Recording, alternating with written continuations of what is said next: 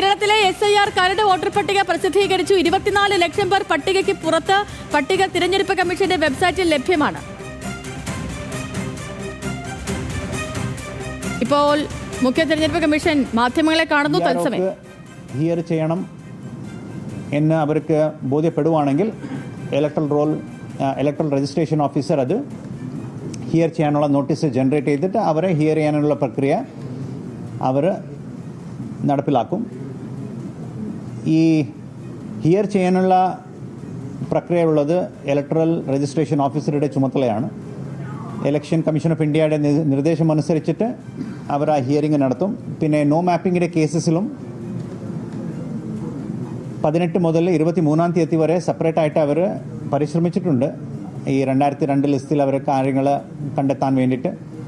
അതിനൊപ്പം ഇപ്പോൾ വരുന്ന കുറച്ച് ദിവസങ്ങൾ ഈ മാപ്പിംഗ് എക്സസൈസിൻ്റെ ഭാഗമായിട്ട് തന്നെ ബൂത്ത് ലെവൽ ഓഫീസേഴ്സിൻ്റെ സഹായത്തോടു കൂടി കൂടുതൽ അവർ മാപ്പിംഗ് എക്സസൈസ് അവർ ചെയ്യും. അത് കഴിഞ്ഞിട്ടായിരിക്കും അവസാനത്ത് അവരുടെ കയ്യിൽ മുൻപാകെ വരാൻ പോകുന്ന ഡീറ്റെയിൽസ് അത് അവർ പരിശോധിച്ചിട്ട് ആർക്ക് നോട്ടീസ് കൊടുക്കണം എന്നുള്ള തീരുമാനം ERO അത് തീരുമാനിക്കും. അത് കഴിഞ്ഞിട്ട് ഒരു ഡീറ്റെയിൽ ആയിട്ടുള്ള ഹിയറിംഗ് പ്രക്രിയ AROമാരുടെ സാന്നിധ്യത്തിൽ അത് നടക്കും. അത് ഒരു ഡീസെൻട്രലൈസ്ഡ് ആയിട്ടുള്ള ഒരു ഹിയറിംഗ് ആയിരിക്കും. ജനങ്ങൾക്ക് ഒരു പ്രയാസം വരാത്ത രീതിയിൽ അവരെ സഹായിച്ചുകൊണ്ട് തന്നെ ഹിയർ ചെയ്യണമെന്നുള്ള നിർദ്ദേശം ഇലക്ഷൻ കമ്മീഷൻ്റെ ഭാഗത്ത് നിന്ന് എല്ലാ EROമാർക്ക് പോയിട്ടുണ്ട്. അതനുസരിച്ച് തന്നെ ആയിരിക്കും ഹിയറിംഗ് നടത്താൻ ഉദ്ദേശിക്കുന്നത്. അത് കൃത്യമായിട്ട് ആ നോട്ടീസിലെ ഹിയറിംഗിൻ്റെ നോട്ടീസിൽ വളരെ ഡീറ്റെയിൽഡ് ആയിട്ടുള്ള ഒരു ഡയറക്ഷൻ ഉണ്ടാവും. എന്തുകൊണ്ടാണ് അവരെ ഹിയറിങ്ങിന് വിളിക്കുന്നത്, എന്തെല്ലാം രേഖകൾ വേണ്ടി വരും എന്നുള്ള ഒരു ആ ഹിയറിംഗ് നോട്ടീസിൽ അത് വ്യക്തമായിട്ട് കാര്യങ്ങൾ പറയുന്നതായിരിക്കും. ഇത് ഹിയറിംഗ് നോട്ടീസ് കൈമാറുന്നത് BLO വഴിയായിരിക്കും. BLO അത് നേരിട്ട് നോട്ടീസ് ആൾക്കാരെ സെർവ് ചെയ്യും. പിന്നെ ആ റിസീറ്റ് കൂടി അത് വാങ്ങും.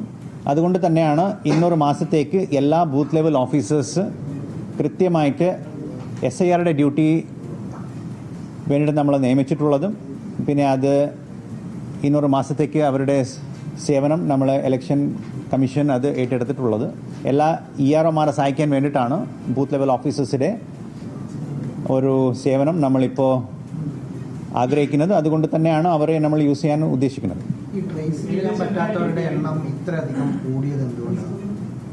ഇപ്പോൾ അതിൻ്റെ കാരണങ്ങൾ വളരെ ക്ലിയർ ആയിട്ട് നമ്മൾ പ്രസിദ്ധീകരിച്ചിട്ടുണ്ട്. നമ്മുടെ ബൂത്ത് ലെവൽ ഓഫീസേഴ്സ് സർവ് ചെയ്യാൻ നിലവിലുള്ള വിലാസത്തിലേക്ക് പോകുമ്പോൾ ആൾ കാണുന്നില്ല എന്നുള്ളതാണ്. 3 പ്രാവശ്യം പോയിട്ടും കണ്ടെത്താത്ത കേസസിൽ നമ്മൾ നോട്ട് ട്രേസബിൾ ആയിട്ട് നമ്മൾ രേഖപ്പെടുത്തിയിട്ടാണ് നമ്മൾ തിരികെ വന്നിട്ടുള്ളത്.